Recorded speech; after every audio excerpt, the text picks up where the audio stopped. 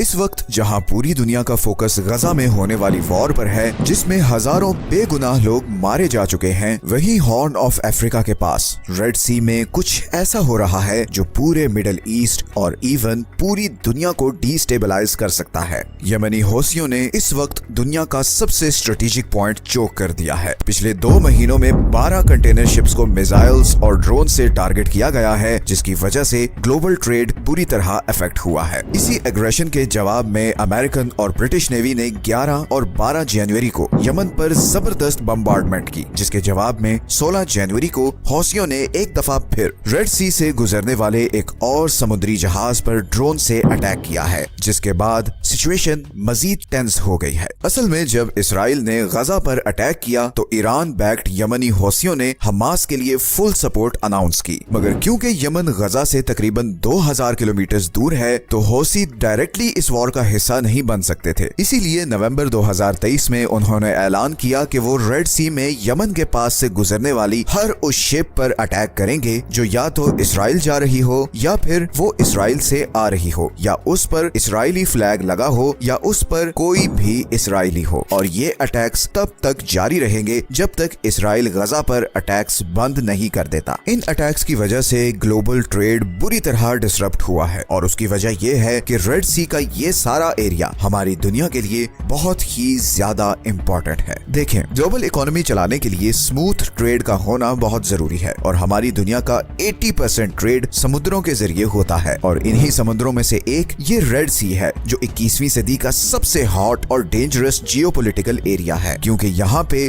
2 choke points हैं। एक ये इजिप्ट के पास सुएज कैनाल है और दूसरा ये यमन के पास बाब अल मंदेब स्ट्रेट है। 28 किलोमीटर की ये पतली सी जगह जहाँ पर मिडिल ईस्ट और एशिया से आने वाले समुद्री जहाज इंडियन ओशन को क्रॉस करते हुए रेड सी में एंटर होते हैं और फिर सुएज कैनाल को क्रॉस करके मेडिटेरेनियन सी में निकल जाते हैं और वहाँ से फिर वो यूरोप और अमेरिका तक पहुँचते हैं। तो बेसिकली एशिया और मिडिल ईस्ट को यूरोप से कनेक्ट करने का ये सबसे शॉर्टेस्ट रूट है। पूरी दुनिया की 10% ऑयल और 6% नेचुरल गैस की सप्लाई इसी 28 किलोमीटर के चोक पॉइंट से गुजरती है और ये सारी गैस और ऑयल इधर पर्शियन गल्फ कंट्री से स्ट्रेट ऑफ हॉर्मुज क्रॉस करके आती है। 2022 के स्टैटिस्टिक्स के मुताबिक पूरे यूरोप की 20% ऑयल इंपोर्ट और 24% गैस इंपोर्ट इसी बाब अल मंदेब स्ट्रेट से गुजरती है। और सिर्फ ऑयल और गैस ही नहीं बल्कि एशिया और यूरोप का सारा ट्रेड भी इसी रास्ते से कनेक्टेड है। चाइना की 30% मैन्युफैक्चरिंग एक्सपोर्ट्स इसी बाब अल मंदेब स्ट्रेट से होते हुए यूरोप और नॉर्थ अमेरिका को जाती है। तो अगर ये रूट किसी भी वजह से ब्लॉक हो जाए तो ग्लोबल इकोनॉमी कोलैप्स कर सकती है, क्योंकि इसका ऑल्टरनेट सिर्फ एक और रूट है और वो है पूरे अफ्रीकन कॉन्टिनेंट को क्रॉस करके। सुएज कैनाल के बनाने से पहले कंटेनर शिप्स यही रूट यूज करती थी, मगर ये रूट सुएज कैनाल वाले रूट से 7400 किलोमीटर लंबा है, जिसकी वजह से एक्स्ट्रा फ्यूल कॉस्ट आती है और इसीलिए यमनी हौसियों के अटैक के बाद इन शिपिंग कंपनीज को मिलियंस ऑफ डॉलर्स का नुकसान हो रहा है। अभी तक हौसियों ने यहाँ पर मिसाइल्स और ड्रोन से एटलीस्ट 13 कमर्शियल शिप्स को टारगेट किया है, जिसकी वजह से दुनिया की 5 बड़ी कंटेनर शिपिंग कंपनीज ने रेड सी के थ्रू अपने ऑपरेशंस बंद कर दिए हैं। इनमें डेनमार्क की मर्स्क लाइन, फ्रांस की CMA CGM, जर्मनी की हैपग, लॉयड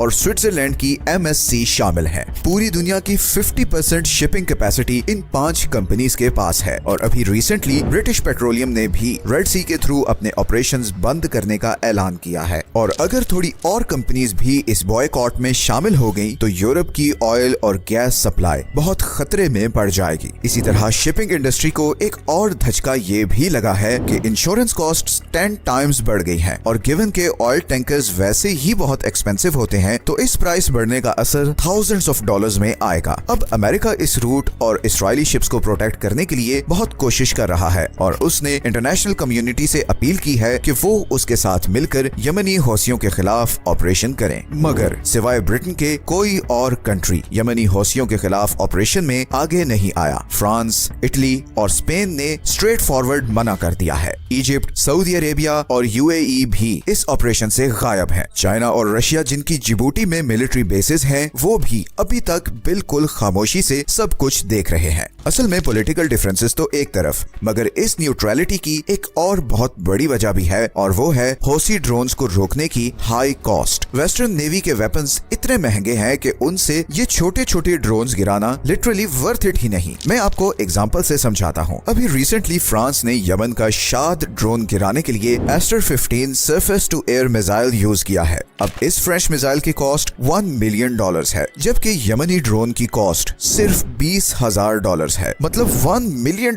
का मिसाइल मार के $20,000 का ड्रोन तबाह करना किसी भी तरह से जस्टिफाइड नहीं। लेकिन दूसरी तरफ अगर ये शिप्स तबाह होती हैं तो वो भी मिलियंस ऑफ डॉलर्स का नुकसान है। तो हौसियों के लिए विन विन सिचुएशन है। इसी तरह हौसीज के पास दो और भी बहुत जबरदस्त हथियार हैं। एक तो 1400 किलोमीटर की रेंज वाले बैलिस्टिक मिसाइल्स जो जमीन में इस रेंज के अंदर हर चीज को टारगेट कर सकते हैं, और दूसरा 40 से 800 किलोमीटर की रेंज वाले एंटी शिप क्रूज मिसाइल्स जो किसी भी शिप को बहुत ही एक्यूरेटली निशाना बना सकते हैं। And on top of this western हथियारों के मुकाबलों में ये बैलिस्टिक मिसाइल्स बहुत सस्ते हैं, इसीलिए ये बहुत ही कॉम्प्लिकेटेड कॉन्फ्लिक्ट बन गया है और बहुत से कंट्रीज अभी इसका पार्ट नहीं बनना चाह रहे। इस ब्लॉकेड का इजिप्ट पर भी बहुत नेगेटिव असर पड़ेगा, क्योंकि वो सुएज कैनाल से गुजरने वाली शिप्स से $10 बिलियन एनुअली कमाता है। इसीलिए जब कंटेनर्स अफ्रीका के रूट से जाएंगे तो इजिप्शियन इकोनॉमी को अच्छी खासी हिट पड़ेगी। सऊदी अरब अभी तक इस मामले पर खामोश है। हालांकि 2015 से सऊदी अरब यमनी हौसियों के खिलाफ लड़ रहा है, मगर अब रिसेंटली सऊदी अरब ने यमन के अगेंस्ट अपनी अप्रोच बदली है। सऊदी अरब ने रिसेंटली यमनी लीडरशिप के साथ पीस ट्रीटीज भी साइन की हैं। कुछ एनालिस्ट्स के मुताबिक सऊदी अरब को यूएसए पर काफी गुस्सा भी है, क्योंकि जब यमनी ड्रोन सऊदी अरब की ऑयल पाइपलाइंस पर अटैक करते थे तो अमेरिका का कोई खास प्रोएक्टिव रिस्पांस नहीं होता था। इसीलिए अब सऊदी अरब सिर्फ एक स्पेक्टेटर बनकर सारी सिचुएशन को देख रहा है। लेकिन दूसरी तरफ यूएई अमेरिका पर बहुत दबाव डाल रहा है कि वो हौसीज पर फुल स्केल अटैक करे, बिकॉज यूएई यमन में एंटी हौसी ग्रुप को सपोर्ट करता है और पिछले कुछ सालों से यूएई यमन में बहुत ज्यादा इंटरेस्ट ले रहा है, और उसकी वजह यमन में डिस्कवर होने वाले बहुत बड़े ऑयल रिजर्व्स हैं। कुछ रिपोर्ट्स के मुताबिक यमन में वेनेजुएला के बाद दुनिया के दूसरे सबसे बड़े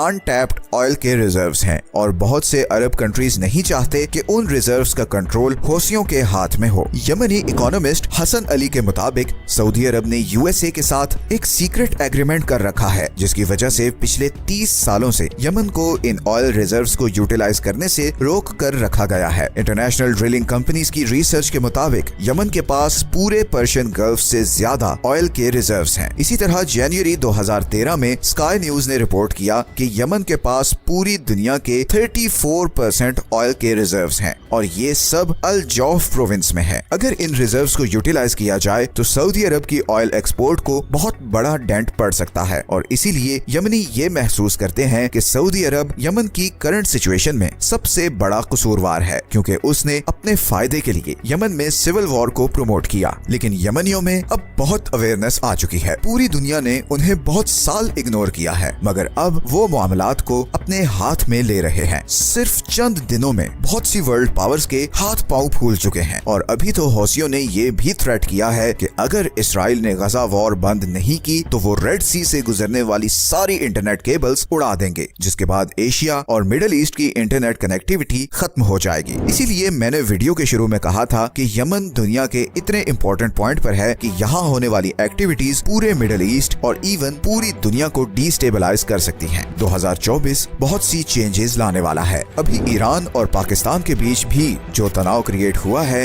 ये भी इस लार्जर जियोपॉलिटिकल गेम की एक कड़ी है। अगले चंद महीने बल्कि हफ्ते बहुत ही डिसाइसिव होने वाले हैं। आप लोग जियोपॉलिटिकल वर्ल्ड में बहुत बड़ी चेंजेस देखने वाले हैं, और हम जल्द उन टॉपिक्स पर वीडियोस बनाने वाले हैं। ये हैं वो सारे सोर्सेज जहां से हमने इस वीडियो के लिए कंसल्ट किया है। अगर आप ऐसी ही इंफॉर्मेटिव वीडियोस देखना चाहते हैं तो चैनल को सब्सक्राइब जरूर कर लें, ताकि आपको टाइमली नोटिफिकेशंस मिलते रहें। मिलते हैं नेक्स्ट वीडियो में एक और इंटरेस्टिंग टॉपिक के साथ। अपना ख्याल रखें। अल्लाह हाफिज।